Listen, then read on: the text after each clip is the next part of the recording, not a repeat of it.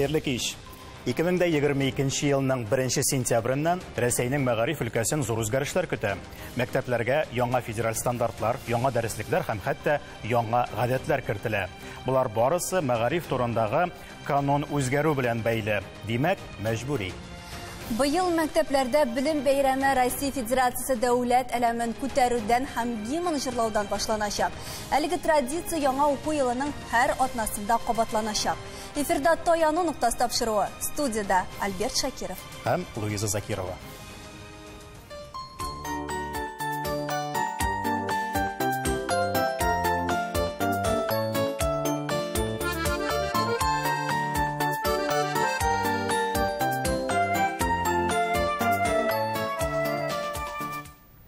Хәерле кич, хөрмәтле кунаклар, тапшыру дәверендә сез үз фикерегезне төймәләргә басып та белдерә аласыз. Иң беренче чиратта социаль сораштыруларның нәтиҗәләренә дә тукталып узыйк. Синергия университеты соннарына ышансак, мәктәпләрдә гимн җырлау һәм әлем күтәрүне 67% хуплый, 15% моңа битараф һәм 18% каршы булучылар да бар. Менә бу яңалыктан башлык әле чыннан да бик күп чит илләр менә моны инде үзләрендә булдыра башлады. Мондый тәҗрибә бар. Безгә дә мәктәп бусагасыннан патриотик тәрбия алып барырга вакыт түгелме? Һәм балалар моны ничек кабул итәр, Гөлфия ханым, сез ничек уйлыйсыз? Илебез башлыгы бу әлем күтәрү турындагы указга кул куйган инициативаны хуплап, без инде 4нче чиректә үткән уку елында бу традицияны үзебезнең мәктәптә булдырдык һәм безнең балалар өчен бу инде яңалык түгел, инициатива белдереп, хуплап риза булдылар һәм без атна сайын һәр дүшәмбе балалар белән әлеге традицияны үзебездә булдырдык. Балалар атна сайын дүшәмбе көнне әлемне чыгарып, Россия Федерациясе, Татарстан Республикасы гимнын тыңлап, аннан дәресләргә юнәләләр һәм һәр шимбә без әлемне кертү, төшерү традициясендә булдырдык. Шуңа күрә балаларда бу уңай йогынты гына калдырды. Бу сезнең мәктәптә генә булды, башка мәктәпләрдә алай түгелме калса, шулай бит, Роза ханым? Бөтен мәктәпләрдә дә андый үзгәрешләр 4нче чиректә кертелмәде. Алар менә быелдан гына. Чынлап та менә сез үзегез инде әйтеп киттегез, яңа уку елыннан мәгариф системасына үзгәрешләр керә дип, чынлап та ул шулай. Аның беренчесе стандартлар килеп керә дигән сүз, ул яңа стандарт түгел, ансын да әйтергә кирәк, ул яңартылган стандартлар. 1нче сыйныфлар һәм 5нче сыйныфлар безнең яңартылган стандарт буенча укый башлыйлар. Анда сәгать саннары кимиме, азаямы дигән чиракта без аны башта курыккан идек, анда сәгать саннары кими дип. Ләкин инде менә уку елы башланганчы җәй айларында без шул яңартылган стандартның сәгать саннарын да алдык, укыту планнарын инде булырга тиеш дип. Анда сәгать саннары безнең кимемәде, шул килеш калды. Ул безнең өчен бик зур шатлык булды. Нәрсә сәгатьләре турында сүз бара бу очракта? Сәгатьләр гомумән Санпин нормалары буенча балаларда зур нагрузка булмасын дип, гомумән барлык сәгатьләрне киметкәннәр иде. Мәсәлән, 150 сәгатьне башлангыч сыйныфлардан алганнар иде. Шул гомумән сәгатьләр безнең кире кайтты. Чөнки сәгатьләр кыскара дигәндә нәрсәне кыскартырга мөмкин инде? Нинди сәгатьләрне кыскартырга мөмкин? Математика бит инде кыскармый, шулай бит инде рус теле дә кыскармый дип әйтик инде. Шуңа күрә кеше уйларга мөмкин инде, менә туган тел кыскара, татар теле кыскара дип инде. Шуны әйтергә кирәк, бу чиракта безнең республика депутатлар һәм безнең президент җитәкчелегендәге эш группасы бик күп эшләп, хатлар юллап, чынлап та безне ишеттеләр. Сәгать саннары кире кайтты. Шул ук 150 сәгать безнең башлангычка кайтты. Урта сыйныфларга да безнең 5нче класстан башлап укыйсы булгач инде ул да кайтты. Шуңа күрә безнең хәзер сәгатьләр кимемәде. Аллага шөкер, шул килеш калды. Монысы беренчесе. Нинди сизелерлек үзгәрешләр бар? Кыскача гына әйтеп булсак, пунктлар буенча дип әйтик. Бу стандартлар буенча караган вакытта нәрсә килеп керде дигәндә, анда инде безнең функциональ грамотность дигән килеп керде, безнең яңалык булып тора бүгенге стандартлар өчен. Проектлаштыру безнең инде ул һәр вакытта да бар, ләкин аңа күбрәк инде игътибар итәргә кирәк дип әйтелә, һәм инде тәрбия мәсьәләсе килеп керде. Менә бу тәрбия юнәлешенә ничек итеп ассызыкларга була. Чөнки стандартның бер өлеше булып тора безнең внеурочная деятельность дип әйтәбез буны, дәрестән тыш эшчәнлек. Ул 10 сәгатькә якын була безнең бер атнага, бер балага мөмкин шуның хәтле. Бу эшчәнлек безнең тәрбиягә юнәлтергән, бигрәк та шуны әйтергә кирәк инде. Патриотик яктан булсымы, ул рухи әхлакый яктан булсымы, физик яктан булсымы, шул вакытта интеллектуаль яктан булган чиракта да менә моңа игътибарны ничегрәк үзгәртергә мөмкин дигәндә, шул ук стандарт белән бәйләнеп китә безнең икенче яңалык. Менә әле генә әйтеп китте мәктәп директоры. әлем күтәрү буенча бу икенче яңалык булып тора безнең. Россиянең һәм Татарстан әлемен гимнны уйнату безнең мәктәпләребездә сентябрь аеннан киреп китәчәк. Һәр атнаны дүшәмбесендә ул булырга тиеш була. Һәрбер мәктәптә без аны дүшәмбе көн күтәрәбез һәм инде атна ахырында төшерә торган булабыз. Кем күтәрә бу әлемне дип әйтерсез, әйме? Билгеле инде мәктәптәге алдынгы укучылар дип әйтергә кирәк. Уңышлы укый торган, нәтиҗәләре күп булган, теге олимпиада катнашу гына түгел, бәлки шул ук спортта да булсын, тәрбия ягыннан да булсын. Аны мәктәп советы, укучылар советы бергәләп, шулар күтәрә һәм инде атна ахырында төшерә торган булалар. Менә сез тәрбияне әйтеп уздыгыз, элек без зарлана идек. Безнең мәктәпләрдә тәрбиягә урын калмады. Бөтен тәрбия эше ул ата-аналар җилкәсенә төшә дип әйтә. Хәзер киресенчә мәктәпкә тәрбия кайта кебек. Менә шул вакытта тагын бер яңалыгы бар. Ул миңа калса, гомумән безнең мәгариф системасы өчен федераль үзәктән килгән яңа проект, русча әйткәндә разговор о важном дип атала. Мөһим мәсьәләләр турында сөйләшү. Ул һәр атнаны, һәр класста, 1нче сыйныфтан алып 11нче сыйныфка кадәр, алай гына да түгел, безнең СПОларда да ул булырга тиеш. Башкача әйткәндә класс сәгатьләре. Мәктәп директорына сүз бирик әле. Менә ул разговор о важном дип әйтеп киттеләр, мөһим әйберләр турында сөйләшү. Аларга нәрсә керәчәк? Патриотик тәрбияне алга кую мәктәпләрдә бу мөһим мәсьәлә, һәм менә шу мәсьәләгә басым ясау бу бик кирәкле эш. Разговор о важном дигәндә һәр бер класс җитәкчесенең планы бар бит инде. 1 сентябрьгә алар үзләренең планнарын бирәләр һәм анда менә шушы проектны алар уже үз иченә ала шушы планнар. Монда иң беренче чиратта туган илгә карата, туган җиргә карата мәхәббәт уяту. Шул ук вакытта гаилә мәсьәләләре күтәрелә. Нинди класска караганда инде, әйме? Шул ук вакытта профессиягә, профориентациягә бәйле бит инде. Ата-ананы хөрмәт итү, геройларыбызны белү, тану, тарих. Менә монда өстәп тагын бер сорау бирәсе килә. Балалар ягына басып дип әйтик инде. Гимн җырларга теләмәсә, бәлкем, әйме, ул тәрбия сәгатенә килергә теләмәсә, дәрестән тыш бит ул. Дәресенә йөри, ләкин менә кирәкми сезнең сөйләшүләрегез дип әйтергә мөмкин. Бу очракта берәр төрле көйләү каралганмы?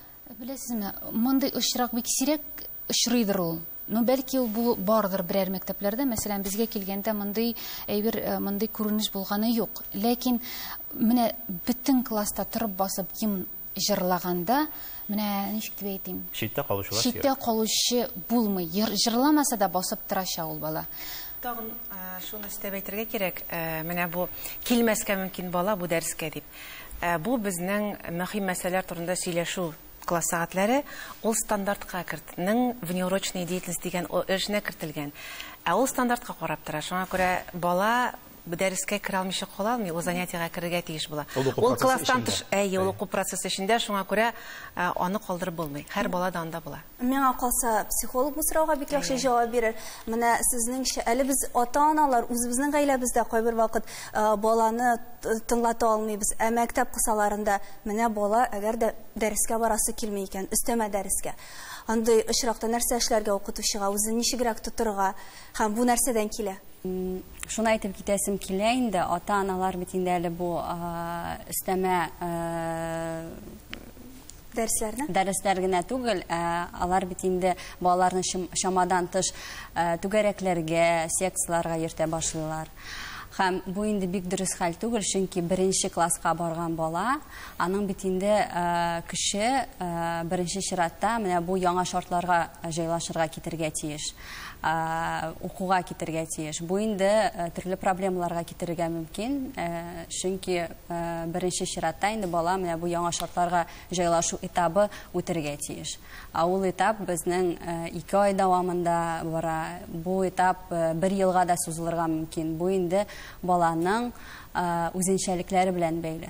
Үзгәрешләргә килсәк, татар теле турында да әйтеп узарга тиешбез, әлбәттә. Телләрне укыту, милли телләрне укыту өлкәсендә дә алар булачак, стандартларга кертеләчәк, һәм хәтта дәреслекләр дә үзгәрәчәк дигән сүз бар. Шулаймы, түгелме? Бармы андый яңалыклар? Әлбәттә, әгәр дә без Россия дәүләте федерациясендә яшибез икән, без Татарстан Республикасында яшибез, шулай бит, ул инде татар теле һәм туган тел дәресләренә генә кагылмыйча берничек тә кала алмый. Без барыбыз да мәгариф системасының кануннарына, анда күрсәтелгән стандартларга буйсынып яшәүчеләр дип әйтик, аларны үтәп яшәүчеләр дөресен генә әйткәндә. Ләкин туган тел һәм татар теле дәресләрендә ниндидер авырлык булыр дип мин һич кенә дә уйламыйм. Чөнки менә бу яңартылган стандарт эчендәге юнәлешләр, алар барысы да һәр вакыт дәресләрдә үтәлеп килделәр. Менә шул ук тәрбия. Әле бит Лев Николаевич Толстой да нәрсә дип әйткән, белем бирү белән тәрбия ул аерым түгел, ул бергә дигән. Кыскача гына яңа дәреслекне күрдегезме, юкмы? Яңа дәреслекләрне күрдек. Яңа дәреслек линейкасы безгә бик ошады. Димәк, аны Татарстан Республикасы Федерациясенең дәүләт теле буларак укучылар өчен дә ул аерым яңа сәлам дәреслеге мәсәлән тәкъдим ителде. Димәк, башка дәреслекләр дә бар, әлбәттә, бу төркемдә укучылар өчен һәм әлбәттә туган телен, үз туган теле, татар телен сайлаучы укучылар өчен дә яңа дәреслекләр линейкасы бар һәм алар бик югары дәрәҗәдә эшләнгән. Аларның онлайн форматы да бар. Аларның, димәк, офлайн кәгазь варианты да бар. Һәм гомумән бүген татар теле һәм әдәбияты укытучылары өчен бик күп мөмкинлекләр бар, бик күп. Мөмкинлекләр турында рекламадан соң сөйләшербез. Безнең белән калыгыз.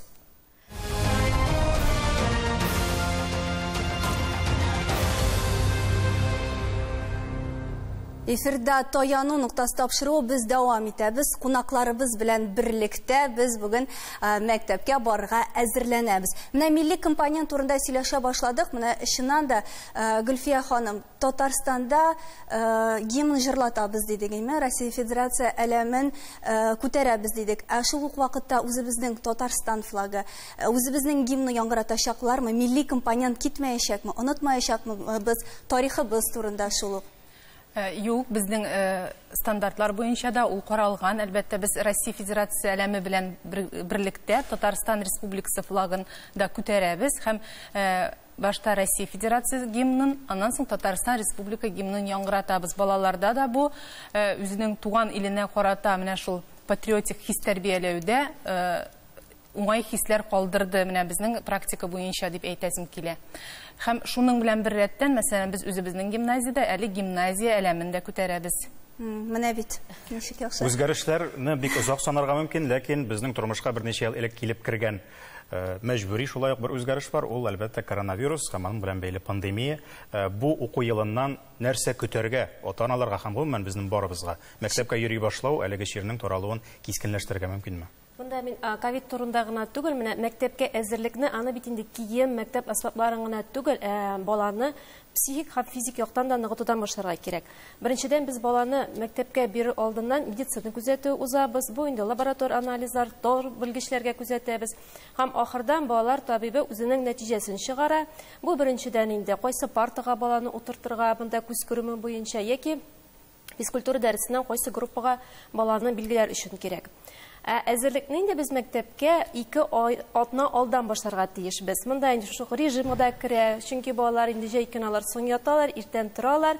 Без инде мәктәп режимы буенча 10да баланы яткырабыз һәм иртән 7дә уятырга тиешбез. Шулпан ханым, бу сүзләрне без инде ишетәбез төрле тапшырулардан. Менә шундый кызыклы факт. Моны миңа Мәскәүдә яшәүче танышларым сөйләде һәм мин шаккаттым, чөнки Мәскәүдә 1нче сыйныфка барганда балайымы, олы яшьтәге балалар, олы сыйныфта укучы балалар, бу 1нче сыйныф балаларына оятсыз видеолар күрсәтәләр икән. Һәм шулай итеп, аны зур тормышка теге аяк баса, шул рәвешле балаймы. Әти-әниләр шуңа күрә 1нче сыйныфка барганчы балага нәрсәнең нәрсә икәнен аңлаталар. Баланың ничек туганын, каян туганын барысы да аңлаталар. Аңа теге шок, стресс булмасын өчен. Менә Татарстанда андый очраклар бармы? Менә шундый, ничек дип әйтим, ритуаллар бармы? Минем өчен бу көтмәгән яңалык дип әйтсәм дә була. Үзем өчен дә шулай. Чөнки безнең практикада, мәсәлән, андый нәрсәләрне ишеткәнем юк. Мәктәптә тәрбия мәсьәләсе дөрес куелган булса, андый хәлләр булырга тиеш түгел. Юк, була алмый мондый хәл дип әйтергә мөмкин түгел, әлбәттә, ләкин шулай да һәрбер нәрсәне вакытында сыйныф җитәкчесенә җиткерү, монда әти-әниләр белән сыйныф җитәкчесенең тыгыз элемтәдә эшләве, иң төп әти-әниләрнең ярдәмчеләре сыйныф җитәкчесе булуын истә тотарга тиешләр. Бу мәңгелек сораулар дип әйтик инде, менә үзгәрешләргә кайтсак, Эльвира ханым, Менә яңа стандартларга килгәндә бит инде 1-5 класс. 2нче елларга бит инде алар бөтен классларда бәлки кирип китербез бөтен класслар белән дә. Яңалыклар дибез бит инде 5нче класста безнең компонентлар бар бит. 2 сәгать компонент, мәктәп компонентлары бар. Анда без уже менә яңа стандартларны карасак, информатиканы да кертә алабыз. Менә әниләргә, әтиләргә ошаган мәсьәлә дип әйтимме? ОБЖны да кертә алабыз уже менә шушы үзебезнең компонентлар буларак менә шушы 2 сәгатьне. Менә бу яңалыклар, бөтен яңалыклар да ата-аналарга яңалык булып тоелмый. Әйе, яңалык булып тоелмый. Бары тик яхшылык булып кына күренәчәк. Тем более русча дип әйткәндә инде, патриотик тәрбия инде ата-аналарга беренче чиратта алар шатланып каршы алырлар. Алар аны пионерлар заманыннан хәтерлиләр. Әлемнәрне һәм башкаларны. Альберт, менә сине күбрәк теге укыту процессы кызыксындыра, мин инде әни буларак күбрәк менә бу сәламәтлек ягы кызыксындыра. Шуңа күрә Чулпан ханым, сезгә дә сорау булыр. Безнең озын айтылган көн тәртибе балаларга ничегрәк менә йогынты ясый. Әлбәттә, инде монда әти-әни белән дә киңәшләшергә кирәк. Әгәрдә баланың сәламәтлеге ягыннан тайпылышлар юк икән, бала уку процессын яхшы күтәрә икән дип әйтсәк, мин риза. Алар бит инде ул вакытта алар ял итәләр, ул бит инде мәктәптә генә утыра дигән сүз түгел. Алар урамга чыгалар, аларны шулай ашаталар мәктәптә. Урамда үзе генә йөргәнче. Менә кемнәр шөгыльләнә алар белән? Укытучылар шөгыльләнәме? Аннары ниндер өстәмә укытучы киләм, ничегрәк? Һәм алар анда нәрсә эшләр? Менә мине әни булар, дәрес әзерлиләрме алар анда? Айтылган көн группасы дигән әйбер быел бит инде законга чынлап та эштәмәләр керде. Ләкин ул эштәмәләр керү анда яңадан аңлатылган инде балаларга, теге аларның присмотр гына түгел, анда дәресләр дә әзерләнеп киткәч, башкасы да булырга мөмкин дип. Ул моңарчы да шулай иде бит, коллегалар. Ул шундый иде, озын айтылган көн группасының аның исеме дә шулай. Балалар бу группада кала икән, аның режимы булырга тиеш. Режим икән, димәк, анда дәрестә хәзерлиләр алар. Алар анда уйныйлар да, кирәк икән, ан физкультурасы да кирәк, кружокка да барырга мөмкин, башка эш дә булырга мөмкин. Шулай итеп, озаграк эшли торган әти-әни өчен бу бик файдалы. Ләкин моны бит әле кемдә булса оештырырга тиеш. Әйтик, без физкультура турында әйтәбез икән, анда гафу итегез, пенсиягә чыгарга торган Сәлим апаны куеп кына балаларны хәрәкәтләндереп булмый. Көн группасында инде башлангычларга килгән вакытта ул озынайтылган көн группасын безнең башлангыч сыйныф укытучылары алып баралар, чиратлашып алып баралар. Яшьләре дә булырга мөмкин, эшли торганнар да. Ә урта сыйныфларда икән, аны шул укытучылар бүлеп ала инде. Аны читтән килгән кемдер вахтер я булмаса ылырак кеше дигән кеше түгел бит ул. Ул шул укытучы, чиратка куелган. Ул шул ук вакытта бүгенге законга килгән тәртипне карасак, ул бит безнең тарификация белән дә бара. Дәүләт тә аны түли. Кем эшләү ничек икән. Шул вакытта әти-әнинең теләген искә алып, әти-әниләрнең фикерләрен искә алып, ул инде әти-әниләр дә аны үзләре түләп тәшләргә мөмкин. Ләкин менә Татарстанга карасак инде күбрәк, Казанга караган чиракта чынлап та безнең республика моңа акчаны бүлеп бирә, һәм ул безнең укытучыларның тарификациясенә кирип, алар шунда эшли. Безнең өчен ул асыл яңалык түгел, ләкин аның эштәлегенә кабат игътибар итәргә кирәк. Бүгенге көндә чынлап та дәресне ничек әзерлибез, балалар әзерләнгәнме, юкмы дигән әйбергә вакыт уздыруына булмасын. Әйе, игътибар итәргә кирәк. Бигрәк тә мәктәп җитәкчеләренә, чөнки укытучылар белән инде алар эшли безнең. Әле тагын шуңа игътибар иттем, менә монда җиде күгәрчен арасында бер карга мин бүген.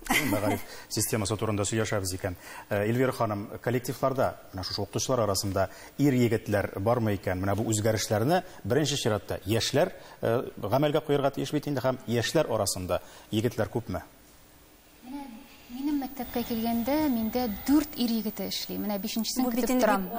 Бик аз. Чөнки безнең балаларыбызга әти тәрбиясе җитеп бетми. Ират тәрбиясе җитеп бетми. Аның өчен әтиләр өйдә торырга тиеш беренче чиратта әлбәттә. Ләкин шулай да ник алай аз киләләр икән алар? Бу сорауга ничек дип әйтим? Хезмәт хакы. Хезмәт хакы, әйе, хезмәт хакы. Ират кеше бит инде хәзергә заманда менә килгән кеше дә әйтә, менә 50 мең акча зарплата булса ди, хезмәт хакы мин сезгә киләм дип. Алар менә шундый уже условия куялар. Алар гаилә турында уйлыйлар. Укытучының хезмәт хакы шулай булган чиракта инде. Аларның кабинетында. Әйе, укытучыныкы. Әйе, мәктәп директорыныкы булырга мөмкин, укытучыныкы аның хәтле булмаганда гаиләңне тәэмин итер өчен алар өчен кыенрак. Ләкин Казандагы 186-нчы мәктәпне карасак, безнең яңа ачылган мәктәп, ләкин директоры яңа дип әйтеп булмый, инде күптән эшли торган кеше. Ул үзенең тирәсендә һәр вакытта ир-егетләрне җыя. Аның бүгенге көндә 50% мәктәбендә, анда 2500 бала укый, анда аның 100дән артык укытучысы бар, шуның 50% ир-егетләр. Ул үзе тирәсенә шулай итеп җыя, үзе алып бара. Моның инде факторлары бик күп. Ни өчен аз дигән вакытта анда бик күп факторларны куярга мөмкин. Илгизә һәм сездән киңәшләр. Менә без әти-әниләр хәзер балаларыбызны мәктәпкә җибәрәчәкбез. Кыскача киңәшләр психологтан. Мөһим инде әле менә баланың нинди хис-кичерешләре белән мәктәпкә баруы. Бу инде әлбәттә ата-аналардан тора. Һәм шулай ук инде ата-аналарның таләбе беренче чиратта ул балада мәктәпкә карата мәхәббәт уяту. Чөнки бала бит инде белми аны нәрсә көтәсен мәктәптә. Һәм шуңа күрә инде ул бу уйларны менә янында булган кешеләрдән ала. Һәм курку хисе булса инде, бу бит инде аның көче укуга түгел, менә бу курку хисен бетерергә китәчәк. Һәм бик Бездән сорап тормадылар әлбәттә, ләкин мәктәпкә барган вакытта, ләкин хәзер теләмим дип әйтүчеләр күп менә. Аның барасы килми, бүген кәефе юк. Бу очракта ничек җиңәргә, бигрәк тә беренче сыйныфка керүчеләрне?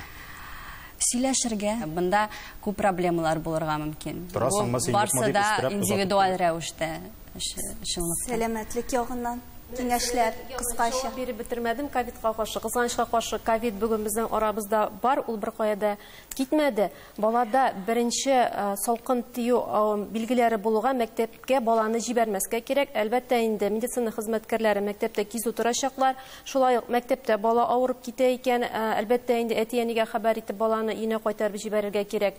Һәм балалар белән күбрәк саф һавада булырга, бүлмәләрне ешрак җилләтергә, шулай ук инде җыштырга кирәк.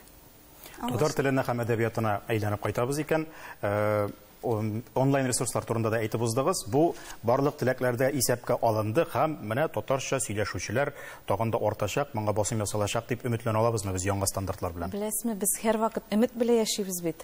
Менә яңа стандартларда тагын бер мин әйтер идем бик зур рәхмәт. Беләсезме, яңа стандартларда эш программасы конструкторы дигән яңа бер димәк юнәлеш барлыкка килде, укытучылар өчен бу әлбәттә. Менә шунда татар теле һәм әдәбияты, туган тел безнең шул системага кергән. Димәк, сезнең методикагыз бар дигән сүз хәзер. Безнең методикабыз бар. Безнең бөтен фәннәр, физика, математика белән бер рәттән туган тел, татар теле менә шул системага кергән. Һәм мин әйтер идем, татар теле һәм әдәбияты укытучысы бүген югары дәрәҗәдә сыйфатлы итеп белем бирә ала. Әлбәттә, сәгатьләре аның элекчә түгел, ансын барыбыз да беләбез. Ләкин менә шул сәгатьләрдә дә сыйфатлы белем бирү өчен бүген уңайлыклар бик күп. Мин моны сезгә 25 ел укыткан укытучы буларак әйтә алам. Чөнки теге заманнарда әлбәттә безнең сәгатьләр күп иде, без анда бик тырышып, иҗади якын килеп, үзебезнең башыбызны бик эшләтеп, әнә шул тәрбияви моментларны бөтенесен уйлый, шундый дәресләр төзи идек. Бүген менә шул эш программасында бер багана бар, укытучы һәм укучы эшчәнлеге дигән. Менә шул эшчәнлек тә эш программасының канунына кергән һәм аннан үзебезгә тиешле эшчәнлекне сайлап алып, әзерне сайлап алып, нәтиҗәләрне үзебез һәр дәрескә шуннан сайлап алып куя алабыз. Һәм менә бу 8 компонент бит инде тәрбия юнәлеше 8 өлештән тора. Аларның һәр берсенә максатлар, бурычлар шуның хәтле конкрет итеп язылган. Менә мин әйтер идем, укытучыга дәрескә әзерләнү өчен зур мөмкинлек дип. Бигрәк тә мәктәп темасына инде бик күп сөйләшеп булыр иде, әмма нәтиҗәләр ясар вакыт килеп җитте. Мөмкин булса өстәп кенә кыскача гына бер фикер, нәрсә таян ноктасы була дигән сорау. Менә өстәмә әйтеп кенә яңалык булды да эшләгез дигән нәрсә түгел. Министрлык тарафыннан менә шушы класс сәгатьләре үткәрү өчен дә бик күп җайланмалар, бик күп методик әсбаплар, бик күп методик ярдәмлекләр укытучылар өчен эшләнелгән. Димәк, эзләнергә һәм иренмәскә генә кирәк бу очракта. Яңалык эшләгез ничек бар дип түгел. Бик күп. Әзер мәгълүмат бик күп. Фикерләрегез өчен бик зур рәхмәт, ләкин үзгәрешләр бик күп булса да, безгә иң беренче чиратта, шул исәптән яңа уку елында да белем бирү процессының төп ике ягы барлыгын. Бер якта балалар, икенче якта әлбәттә укытучылар икәнлеген һәм аларның барысына да сабырлык һәм аңлау кирәк икәнлеген дә онытмаска кирәк. Һәм әти-әниләр балаларын мәктәпкә илткәндә иң мөһиме тыныч булсыннар иде. Таяныр нокта һәр вакыт бар, шуны онытмагыз.